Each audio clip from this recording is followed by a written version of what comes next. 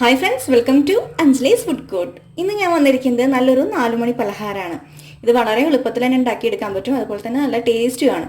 അതിനായിട്ട് ഞാനിവിടെ എടുത്തിരിക്കുന്നത് അരമുറി സവോള, 2 പച്ചമുളക്, പിന്നെ കൊത്തമല്ലി കുറച്ച്, ഒരു 2 തണ്ട് ചെറുതാക്കി കുനുകുനാന്നരിഞ്ഞത്, പിന്നെ 2 വെളുത്തുള്ളി കുനുകുനാന്നരിഞ്ഞത്. അത്രയാണ് നമ്മൾ വെജിറ്റബിൾസ് എടുത്തിട്ടുള്ളൂ. പിന്നെ മെയിനായിട്ട് വേണ്ടത് ഗോതമ്പ് പൊടി. ഗോതമ്പ് പൊടിയാണ്. ഗോതമ്പ് പൊടി ഇതുപോലുള്ള ചെറിയൊരു കട്ടോരി അങ്ങനെയാണ് എടുത്തിരിക്കുന്നത് കേട്ടോ. പിന്നെ ഇതുപോലുള്ള സ്പൂണിൽ 2 സ്പൂണ് കടലമാവ്. അപ്പോൾ ഇനി ഇതെല്ലാം കൂടി ഒന്ന് മിക്സ് ചെയ്തെടുക്കണം. അപ്പോൾ ആദ്യം കടലമാവ് അതിൽ ഉള്ളതുകൊണ്ട് അതിൽ കിടക്കട്ടെ. പിന്നെ വേണ്ടത് ഗോതമ്പ് പൊടി ഇട്ട് കൊടുത്തു. അടുത്തത് എന്താണ്, നമ്മൾ അരിഞ്ഞു വെച്ചിട്ടുള്ള ഐറ്റംസ് എല്ലാം ഇതിലേക്ക് ചേർത്ത് കൊടുക്കുക. അതും ചേർത്ത് കൊടുത്തു. ഇനി വേണ്ടത് മസാലക്കൂട്ടല്ല, ഉപ്പ്, മുളക് പൊടി, അങ്ങനത്തെ ഐറ്റംസ് ഇല്ലേ.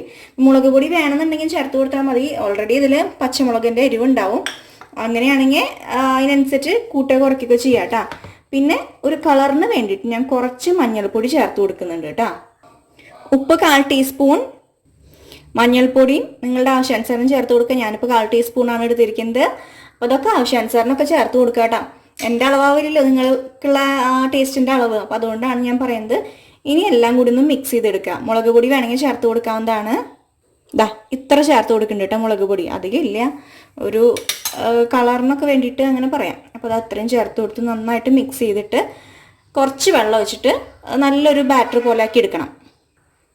കുറേശ്ശെ ഒഴിച്ച് കൊടുത്താൽ മതി ആദ്യമൊക്കെ. അതിനുശേഷം നന്നായിട്ടൊന്ന് ഞാൻ മിക്സ് ചെയ്തെടുക്കട്ടെ കേട്ടോ. കൈ വെച്ച് മിക്സ് ചെയ്താലാണ് എനിക്ക് കറക്റ്റ് പാകം അറിയുള്ളൂ.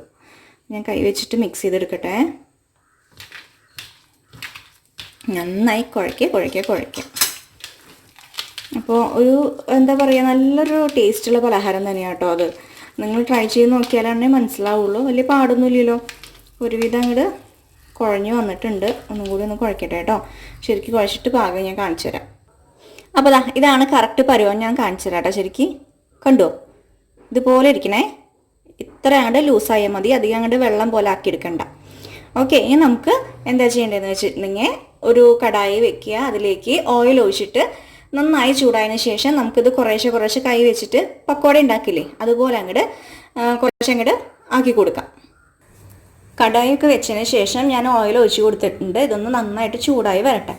അപ്പോൾ നമുക്ക് കുറേശ്ശെ ഇതിലേക്ക് എടുത്തിട്ടിട്ട് ഫ്രൈ ചെയ്തെടുക്കാം കേട്ടോ.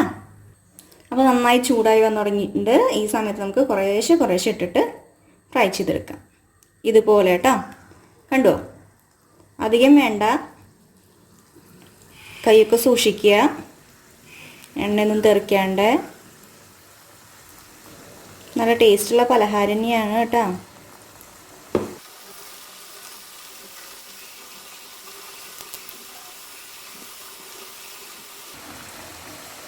അപ്പോൾ അതൊക്കെ ഒന്ന് ആക്കി കൊടുക്കുക.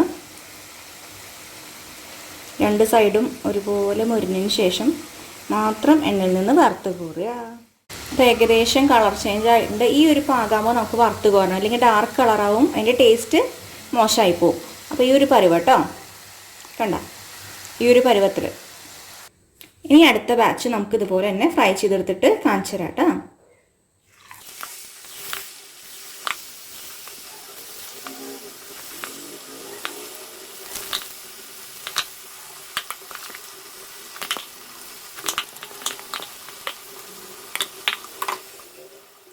രണ്ടാമത്തെ ബാച്ചും റെഡി ആയി കഴിഞ്ഞു. അപ്പോൾ അതാ നല്ല ടേസ്റ്റുള്ള ഒരു 4 മണി പലഹാരം തന്നെയാണ്. എല്ലാവരും ട്രൈ ചെയ്ത് നോക്കുക. എന്നിട്ട് അഭിപ്രായങ്ങൾ അറിയിക്കാൻ മറക്കണ്ട. പതിവ് പോലെ കമൻറ്റ് ചെയ്യുക, ലൈക്ക് ചെയ്യുക, ഷെയർ ചെയ്യുക. സബ്സ്ക്രൈബ് ചെയ്യാത്തവർ സബ്സ്ക്രൈബ് ചെയ്യാൻ മറക്കരുത്. പുതിയ വീഡിയോ ആയിട്ട് വേഗം തന്നെ വരുന്നതായിരിക്കും. താങ്ക്